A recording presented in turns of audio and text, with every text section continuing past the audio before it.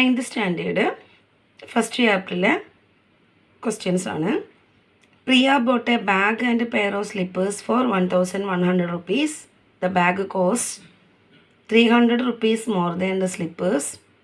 What is the price of the slippers and the price of the bags? Price of slipper x, price of bag x plus 300. ഇങ്ങനെ നമ്മൾ relation വരുന്ന questions നിങ്ങൾ നോക്കി ക്വസ്റ്റ്യനിൽ മനസ്സിലാവും. പ്രിയ എന്താ വാങ്ങിയത്? ബാഗും വാങ്ങിച്ചു, ചെരുപ്പ് വാങ്ങിച്ചു. രണ്ടിനും കൂടിയുള്ള പൈസയാണ് 1100 രൂപ. ബാഗിൻ്റെ വില the bag cost 300 rupees more than the slippers. അതായത് ബാഗിൻ്റെ വില ചെരുപ്പിനേക്കാളും 300 രൂപ കൂടുതലാണ്. അപ്പോൾ നമ്മൾ സ്ലിപ്പറിൻ്റെതാണ് എക്സ് ആയിട്ട് എടുക്കേണ്ടത്. ബാഗിൻ്റെത് എന്ത് വരും? എക്സ് പ്ലസ് 300 300 എന്ന് വരും. ഇനി നമ്മൾ എന്ത് ചെയ്യണം? അതിൻ്റെ രണ്ടിൻ്റെയും പൈസ കണ്ടുപിടിക്കണം. അപ്പം നമുക്ക് ടോട്ടൽ പ്രൈസ് ഉണ്ടല്ലോ തന്നിട്ട് 1100. പ്രൈസ് സ്ലിപ്പറിൻ്റെത് എക്സ് ആണ്, ബാഗിൻ്റെത് എക്സ് പ്ലസ് 300 ആണ്. എക്സ് പ്ലസ് 300 കിട്ടിയത് ബാഗിൻ്റെ വില ചെരുപ്പിനേക്കാളും 300 രൂപ കൂടുതലാണെന്ന് ക്വസ്റ്റ്യനിൽ പറഞ്ഞിട്ടുണ്ട്. രണ്ടും കൂടെ ആഡ് ചെയ്തപ്പോൾ 1100 കിട്ടി. എക്സ് പ്ലസ് 300, അതായത് ഇത് ചെരുപ്പിൻ്റെ വില, ഇത് ബാഗിൻ്റെ വില. അതായത് ചെരുപ്പിൻ്റെത് എക്സും മറ്റേ എക്സ് പ്ലസ് 300 ആണ് അല്ലേ, എക്സ് പ്ലസ് 300 ആണ്.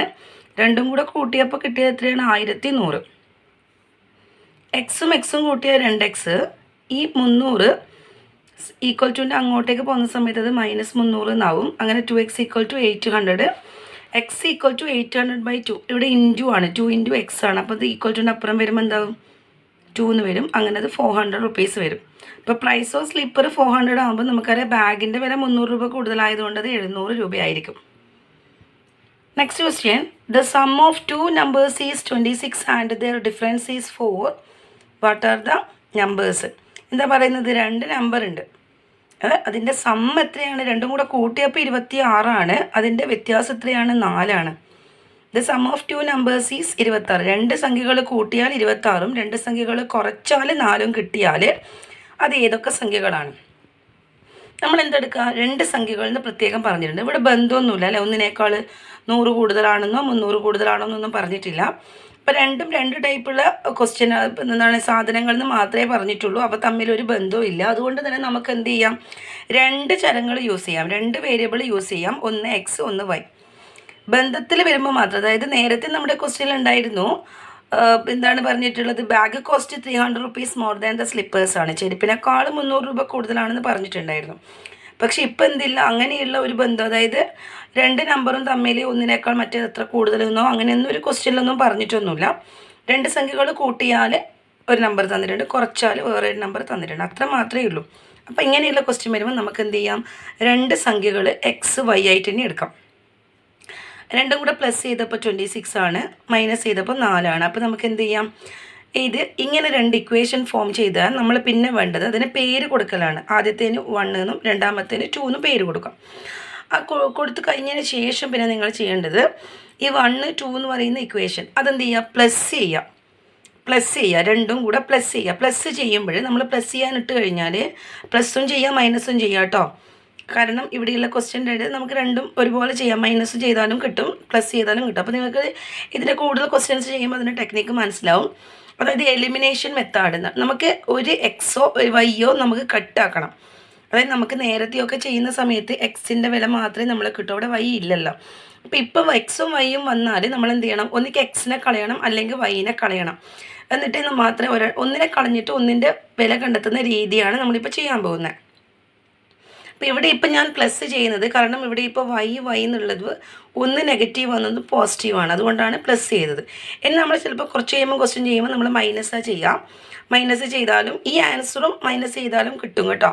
പക്ഷേ ഈ ക്വസ്റ്റ്യനിൽ ഈ ഒരേപോലെയുള്ള നമ്പർ ഓപ്പോസിറ്റ് സൈൻ ആയതുകൊണ്ട് നമുക്ക് പ്ലസ് ചെയ്യുന്നതാണ് നല്ലത്.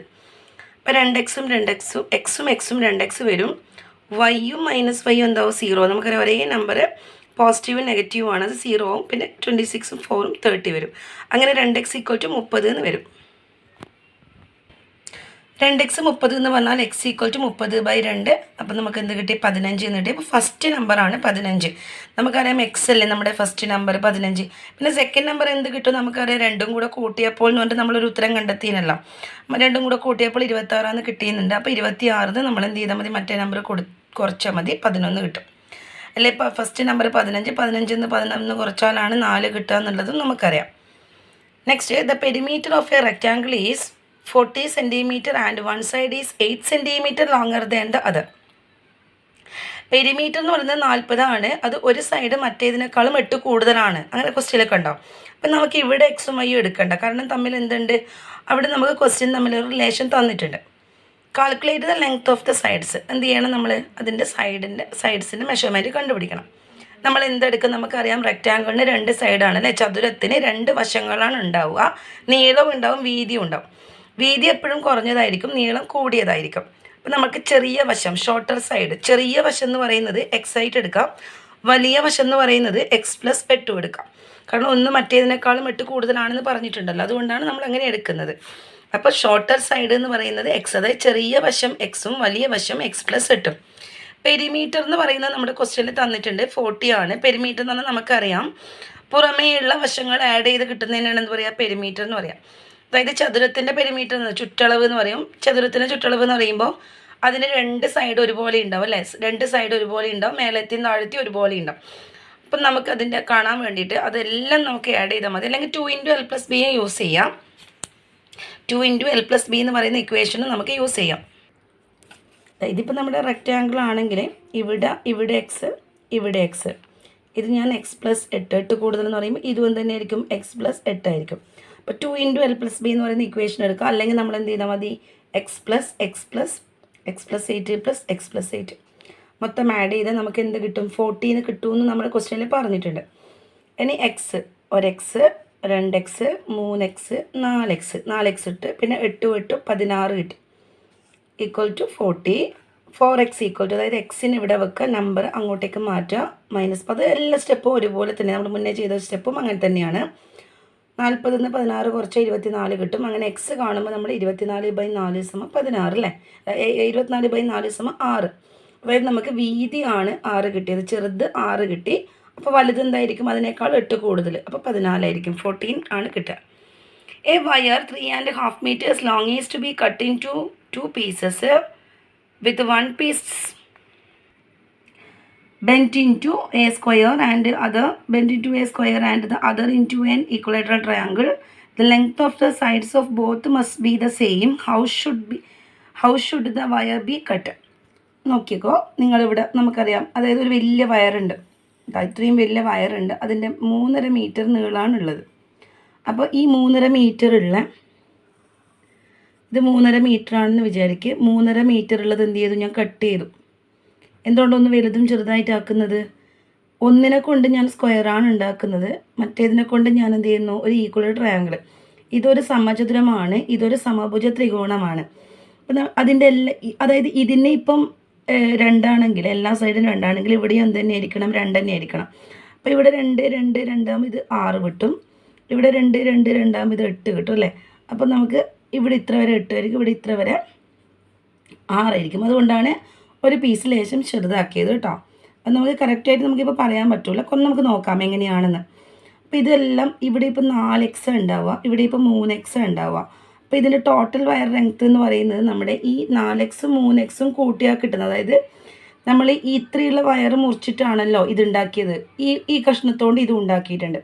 അതിനർത്ഥം ഇതിൻ്റെ എല്ലാ വശങ്ങളും കൂടെ കൂട്ടിയാലും ഇതും കൂടെ കൂട്ടിയാൽ നമുക്ക് എന്ത് കിട്ടണം, ഈ വയർ മൊത്തം കിട്ടണ്ടേ ലെങ്ത്ത്. അപ്പോൾ അതാണ് ഞാൻ എഴുതിയിട്ടുള്ളത്. 4x + 3x = 3.5. അതായത് 4 + 3 എന്ന് പറയുമ്പോൾ 7x കിട്ടും. 7x = 3.5. 3.5നെ നമുക്ക് എന്ത് ചെയ്യാം, ഇതുപോലെ ഇംപ്രോപ്പർ ഫ്രാക്ഷനാക്കി മാറ്റാം, വിഷമഭിന്നം. 3 2 6, ഇത് രണ്ടും ഇൻറ്റു ചെയ്യാം. 3 2 6 1 7, 7/2 എന്ന് എഴുതാം.